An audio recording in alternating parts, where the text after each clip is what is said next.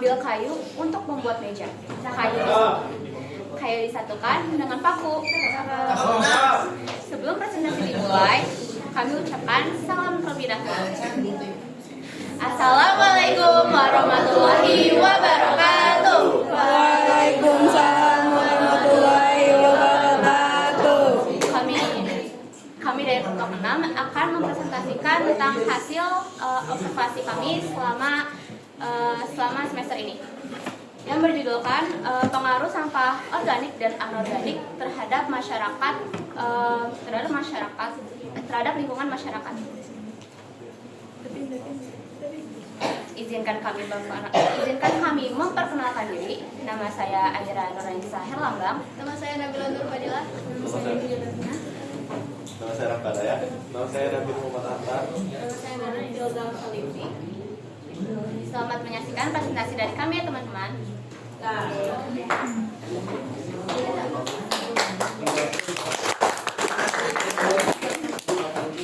Yang pertama adalah latar belakang. Menurut Indra Sutrisno dan Devi Hamzah, sampah adalah sisa kegiatan manusia atau alam yang berbentuk padat. Sampah dibagi menjadi dua jenis, yaitu sampah organik dan sampah anorganik. Mari saya jelaskan apa perbedaan dan pengertian dari antara kedua sampah ini. Sampah organik yaitu sampah yang terbuat dari tumbuhan dan alam, atau bisa disebut juga dengan sisa-sisa dari bangkai hewan. Sampah organik ini dapat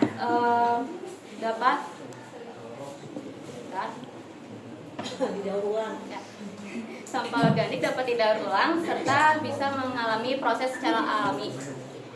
Apa bedanya dengan sampah anorganik? Sampah anorganik adalah sampah yang terbuat dari bahan padat dan tentu saja akan lebih susah untuk didaur ulang. Contohnya seperti kaca, plastik, dan logam.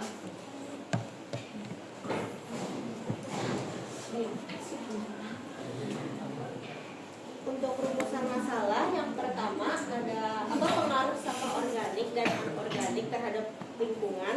Yang kedua, bagaimana cara mengatasi sampah anorganik yang sulit terurai. Dan yang terakhir, yang ketiga, seberapa efektif program inovasi dalam pemanfaatan sampah anorganik dan organik. Dalam presentasi ini kami memiliki tujuan penelitian, yaitu yang pertama, mengetahui pengaruh dan penyebab sampah organik dan sampah anorganik. Kedua, memperbaiki sistem pengolahan sampah anorganik. Yang ketiga, mengidentifikasi program inovasi pemanfaatan sampah yang dijalankan atau dilakukan. Untuk manfaat, yang pertama ada manfaat bagi penyusun. Penyusun dapat menambah pengalaman dalam melakukan penelitian ilmiah. Yang kedua ada manfaat bagi peneliti lain, itu menjadi referensi bagi penelitian selanjutnya yang membahas tema serupa. Dan yang ketiga, manfaat bagi pembaca,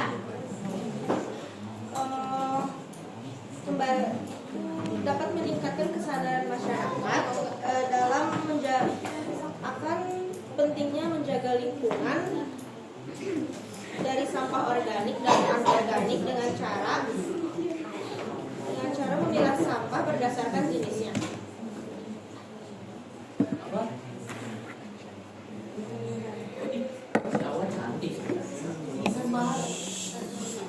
Kami memiliki hipotesis yaitu permasalahan mengenai sampah yang terjadi di lingkungan masyarakat karena rendahnya kesadaran akan pentingnya memilah berdasarkan jenisnya.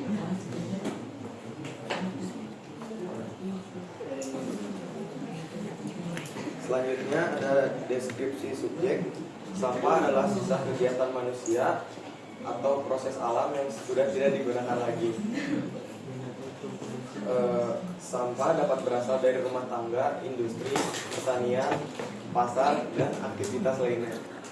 Berdasarkan jenisnya, sampah dapat dibagi menjadi 3 jenis. Satu adalah sampah organik, sampah yang mudah terurai secara alami, contohnya sisa makanan dan daun. 2, sampah anorganik, sampah yang sulit terurai, Contohnya plastik, kaca, dan logam. 3. Ada sampah B3, yaitu bahan berbahaya dan beracun, mengandung zat berbahaya seperti baterai bekas, oli, dan limbah medis. Waktu dan tempatnya, penelitian ini dilakukan pada tanggal 3 Mei 2025 di SMA Pusat School of Talent, tepatnya di Jalan Poras nomor 7, Sindang Barang Loji, Kecamatan Sindang Barang Loji, Kecamatan Bogor, Jawa Barat. Untuk teknik pengumpulan data, dapat berupa kuesioner. Penyusun membuat kuesioner akan dibagikan kepada responden. Penyusun dapat memberikan beberapa pertanyaan yang kemudian akan dijawab oleh responden. Untuk pertanyaan tersebut ada beberapa. Yang pertama, penyusun menanyakan apakah penting mengelola sampah demi kebersihan lingkungan. Yang kedua, apakah responden mengetahui perbedaan sampah organik dan anorganik. Yang ketiga, penyusun menanyakan sampah apa yang paling banyak ditemukan di lingkungan responden. Yang keempat, apakah responden terbiasa memilah sampah sebelum membuangnya. Yang kelima, bagaimana kebersihan lingkungan di sekitar tempat tinggal responden. Yang terakhir, bagaimana tingkat kebersihan lingkungan di sekitar tempat tinggal responden. Berikut adalah data hasil kuesioner pengolahan sampah. Teman-teman di sekolah ini 67% perempuan dan 33% laki-laki. Status responden sebagian besar 92% pelajar dan sisanya mahasiswa dan pendidik. Pengetahuan mengenai sampah, seluruh responden 100% memahami perbedaan antara sampah organik dan anorganik.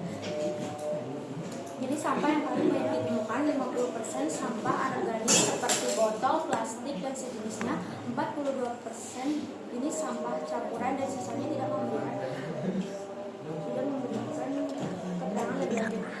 Kebiasaan memilah sampah, sebanyak 83% responden tidak memilah sampah sebelum memilah sampah.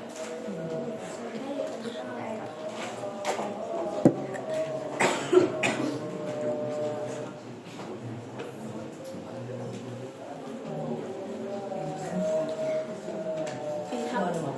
Pihak yang dianggap bertanggung jawab, 67% menyatakan bahwa diri sendiri paling bertanggung jawab dalam pengolahan sampah.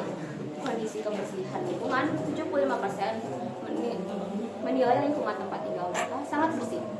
Kejujuran dalam mengisi kuesioner, seluruh responden menyatakan bahwa mereka jujur dalam mengisi kuesioner tersebut.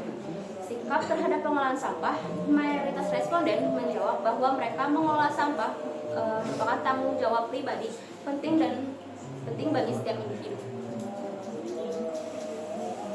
Selanjutnya saya akan membacakan kesimpulan dan saran. Untuk kesimpulannya, sampah organik itu dan anorganik itu berpengaruh besar terhadap kebersihan lingkungan sekitar kita. Kalau misalnya nggak dipilah dengan baik, tidak dikelola dengan baik, itu bakal berpengaruh sama lingkungan sekitar kita. Kayak misalnya pencemaran air, pencemaran tanah, dan lain sebagainya. Maka dari itu, kita tuh harus meningkatkan pemahaman kita tentang sampah organik dan anorganik ini, agar bumi kita bisa bersih.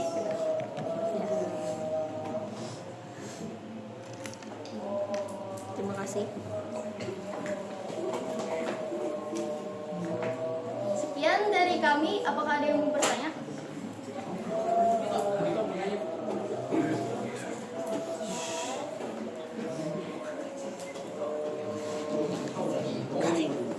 Satu, dua, tiga, empat, lima, dan Terima kasih. Apakah ada yang bertanya? Sekian presentasi dari kami. Mohon maaf jika ada kesalahan dalam pembawaan dan pembicaraan. Kami ucapkan terima kasih atas telah mendengarkan presentasi dari kami. Wassalamualaikum warahmatullahi wabarakatuh.